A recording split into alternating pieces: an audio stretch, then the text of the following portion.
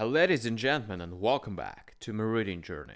Hope we're all doing absolutely fine, as usual. And today we're going to continue, as usual, with Seneca's letter from Stoic.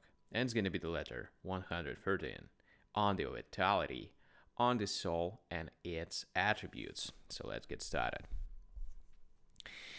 You wish me to write to you my opinion concerning this question, which has been mooted by our school, whether justice, courage, foresight, and other virtues are living things.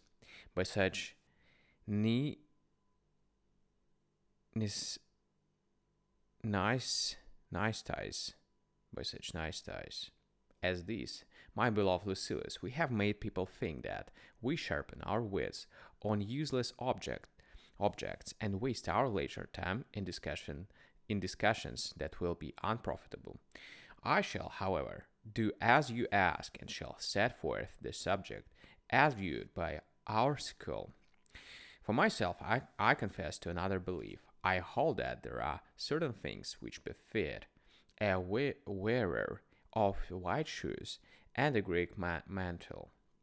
But what the beliefs are that have stirred the ancients, or those which the ancients have stirred up for discussion, I shall explain to you.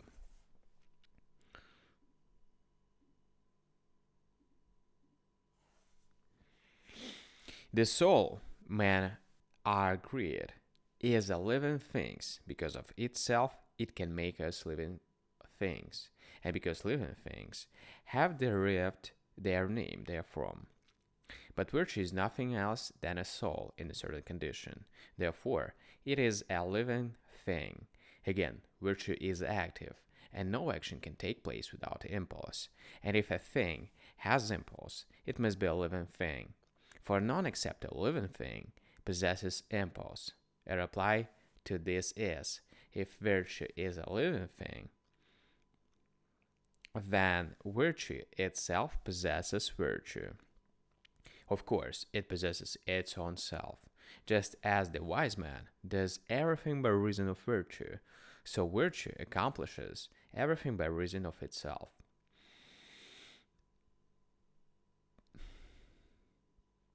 In that case, say they, all the arts also are living things, and all our thoughts, and all that the mind comprehends. It therefore follows that many thousands of living things dwell in man's tiny heart, and that each individual among us consists of, or at least contains, many living beings. I gravelled for an answer to think, to this remark. I gravelled for an answer to this remark. Each of these will be a living thing, but they will not be many separate living things. And why? I shall I shall explain, if you will apply your subtlety and your concentration to my words. Each living thing must have a separate substance, but since all of the things mentioned above have a single soul, consequently, they can be separate living things, but without plurality. I myself am a living thing and a man, but you cannot say that there are two of me for that reason. And why? Because if that were so, they would have to be two separate existences. This is what I mean. One would have to be sundered from the other, so as to produce two. But whenever you have that which is manifold in one whole, it falls into the category of a single nature and is therefore single. My soul is a living thing, and so I am. But we are not two separate persons. And why? Because the soul is part of myself. It will only be reckoned as a definite thing in itself when it shall exist by itself. But as long as it shall be part of another, it cannot be regarded as different. And why? I'll tell you. It is because that which is different must be personal. and peculiar to itself, a whole, a complete within itself. I myself have gone on record as being of a different opinion. For if one adopts this belief, not only the virtues will be living things, but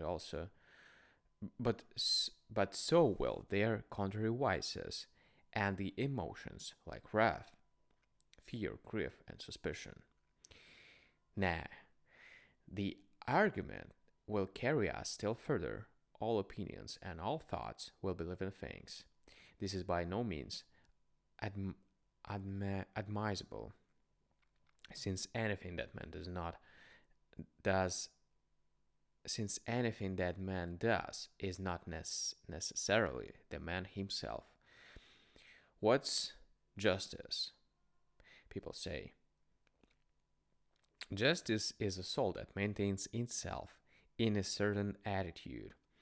Then, if the soul is a living being, so is justice by no means. For justice is really a state, a kind of power, or the soul. And this same soul is transformed into various likenesses and does not become a different kind of living thing as often as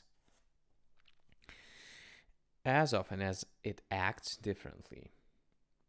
Nor is the result of soul action is nor is the result of soul action a living thing. Is justice, bravery, and the other virtues have actual life? Do they cease to be living things and then begin life over again? Or are they always living things? Again, if justice, bravery, and the other virtues have actual life, do they cease to be living things and begin life over again, or they always living things? But the virtues cannot cease to be. Therefore, there are many, nigh countless, living things sojourning in this one soul. No, is the answer. Not many, because they are all attached to the one, being parts and members of a single whole. We are then portraying to ourselves an image of the soul like that of a many-headed hydra. Hydra.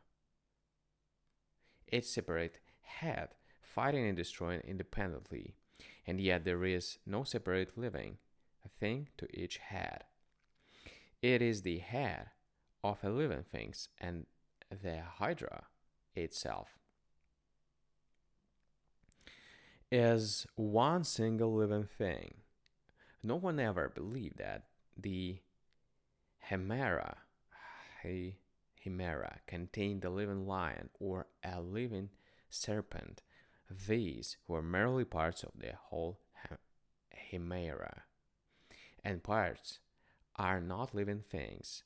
Then, how can you infer that justice is a living thing? Justice, people reply, is active and helpful.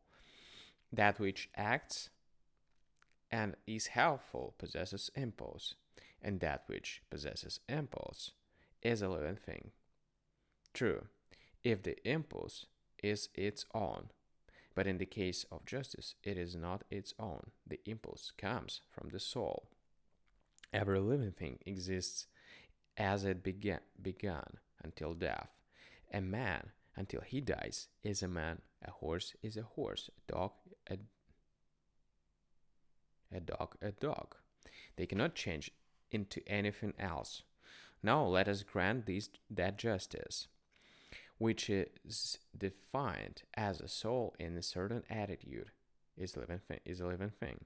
Let us suppose this to be so. Then bravery also is alive, being a soul in a certain attitude.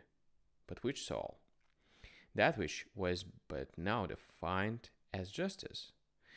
The soul is kept within the first named being and cannot cross over into another. It must last out its existence in the medium where it had its origin. Besides, There cannot be one soul or two living things, much less too many living things. And if justice, bravery, restraint, and all the other virtues are living things, how will they have one soul? They must possess as separate souls, or else they are not living things. Several living things cannot have one body. This is admitted by our very opponents. Now, what is the body of justice? The soul, they admit, and of bravery, the soul also. And yet there cannot be one body of two living things, the same soul. However, the answer assumes the guise of justice or bravery or restraint. This, this would be possible if bravery were absent when justice was present, and if restraint were absent when bravery was present. As the case stands now, all the virtues exist at the same time. Hence, how can these separate virtues be living things if you grant that there is one single soul which cannot create more than one single living thing? Again, no living thing is part of another living thing, but justice is a part of the soul. Therefore, justice is not a living thing. It looks as if I were wasting time over something that is acknowledged fact. One ought to decry such topic rather than debate it. And no two living things are equal. Consider the bodies of all beings. Everyone has its particular color, shape, and size, and among the other reasons of marveling at the genius of the divine creator is, I believe, this, that amid all this abundance there is no repetition. Even seemingly similar things are, on comparison, unlike. God has created all the great number of leaves that we behold. Each, however, is stamped with its special pattern. All the many animals known resembles another in size, only some difference. The Creator has set himself to task. Has set himself the task of making unlike and unequal things that are different, but all their virtues, as your argument states, are equal. Therefore, they are not living things. Every living thing acts of itself, but virtue does nothing of itself. It must act in conjunction with man. All living things either are gifted with reason, like men and gods, or else are irrational, like beasts and cattle.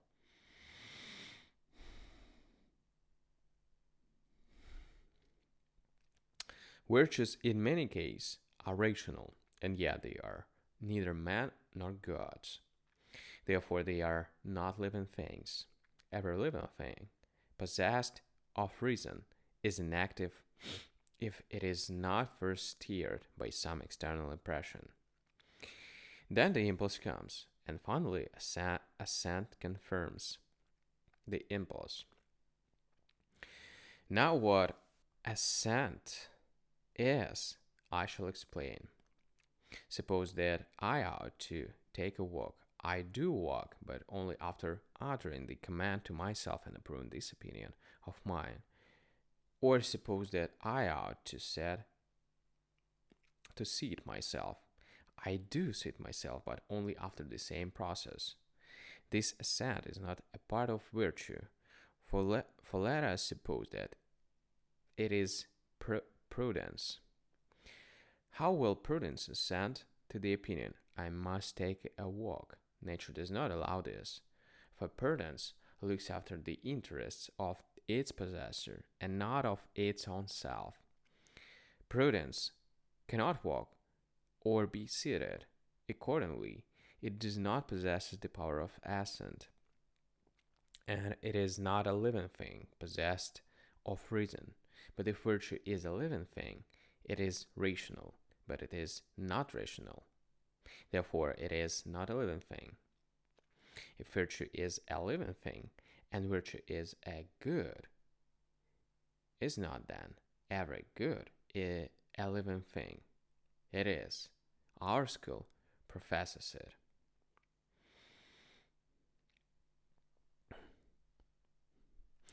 Now, to say a father's life is a good, it is also a good to pronounce one's opinion judiciously, judiciously in the Senate, and it is a good to hand down just opinions. Therefore, the act of saving father's life is a living thing. Also, the act of pronouncing judicious opinions. We have carried this absurd argument so far that you cannot keep from laughing outright. Wise, silence is a good, and so is a frugal dinner. Therefore, silence and dining are living things. Indeed, I shall never cease to tickle my mind and to make sport for myself by means of these nice nonsense.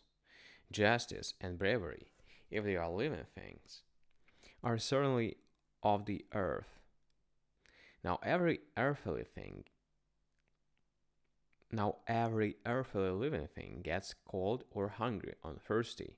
Therefore, justice goes a cold, bravery is hungry, and kindness craves a drink. And what next? Should I not ask our honorable opponents what shape these living beings have? Is it that of man, or horse, or wild beast? If they are given a round shape, like that of a god, I shall ask whether greed and luxury and madness are equally, equally round. For these two, for these two are living things. If I find that they give a rounded shape to these also, I shall go so far as to ask whether a modest gate as a is a living thing.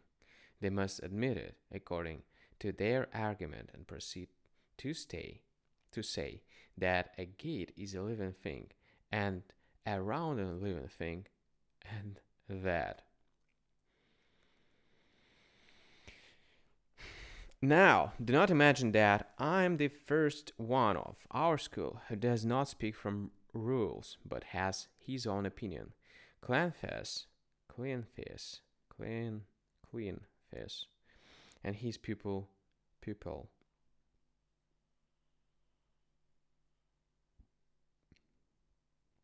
his pupil Chrysippus, could not agree in defining the act of walking. Cleanfess held that it was spirit transmitted to the feet from the primal essence, while Chrysippus maintained that it was the primal essence in itself.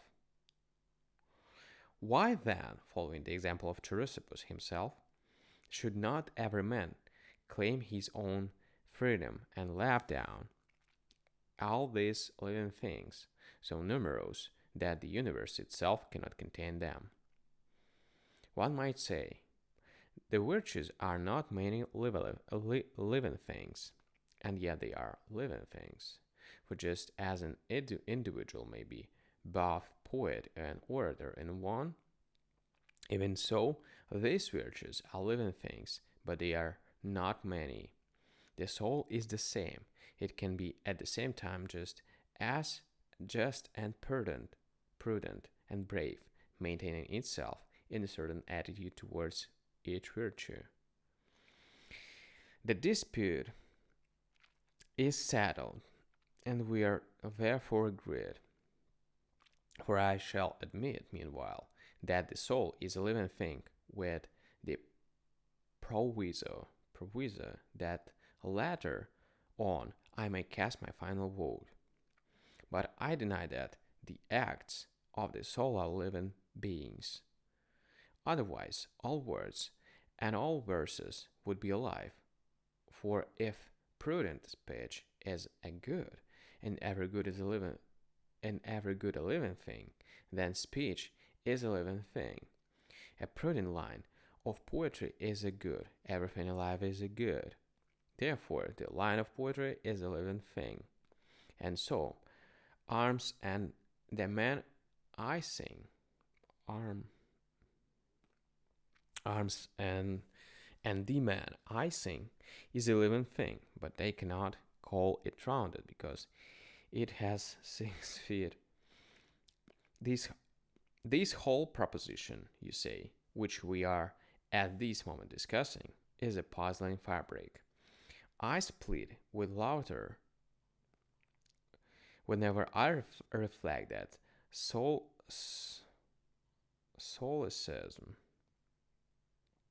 and barbarism, barbarisms and syllogisms are living things, and like an artist, I give to each a fitting likeness. If this what we discuss with contracted brow and wrinkled forehead, I cannot say now Callius, after Callius. What melancholy trifling! It is more than this. It is absurd. Why do we not rather discuss something which is useful and wholesome to ourselves, seeing how we may attain the virtues and finding the path which will take us in that direction? Teach me not whether bravery be a living thing, but prove that no living thing is happy without bravery. That is, unless it has grown strong to oppose hazards, and has overcome all the strokes of chance by rehearsing, and anticipating their attack. And what is bravery? It is the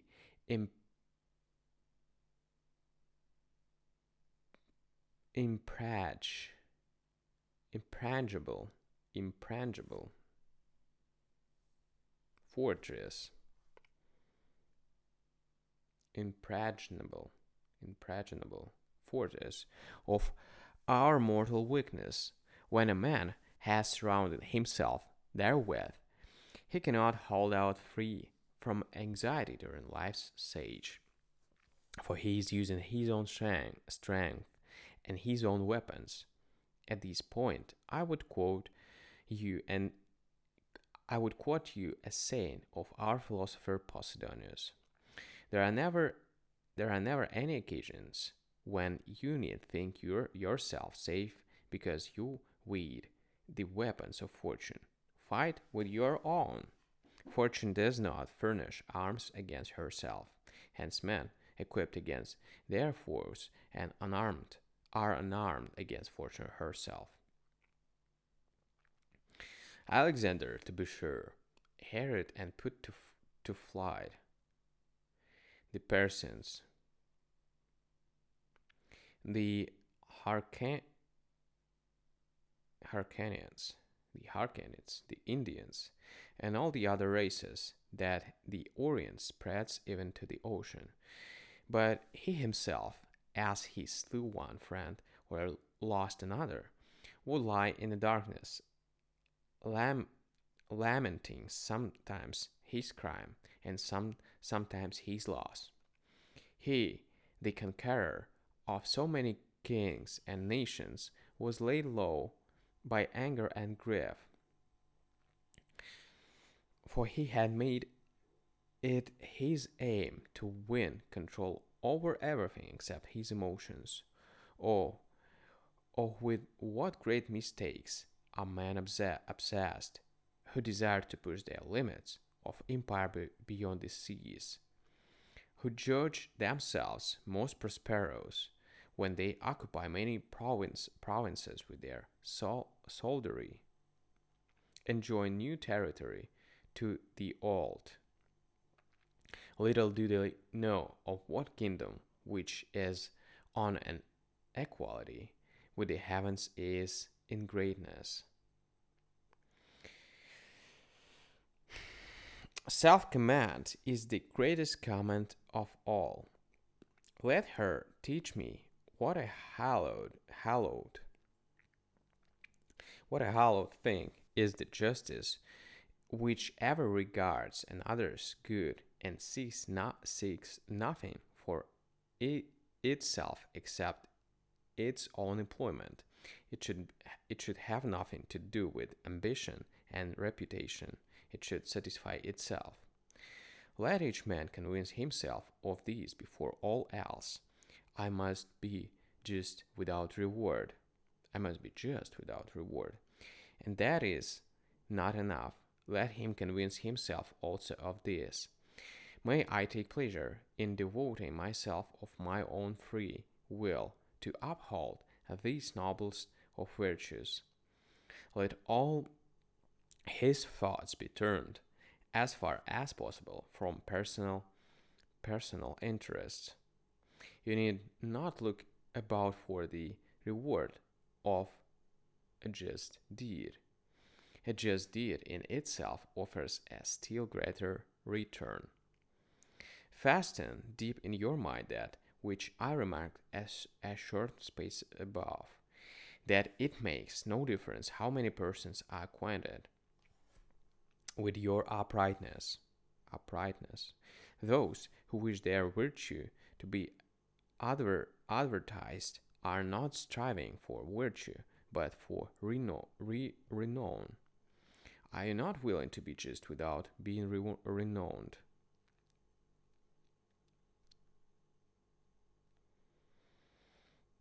Nay, indeed you must often be just. Nay, indeed you must often be just, and be at the same time disgraced. And then, if you are wise, let ill repute well won be Adelaide. Farewell. Alright, guys. So, thank you for joining me today on this video, and see you tomorrow in the next one. Thank you, see you, and bye.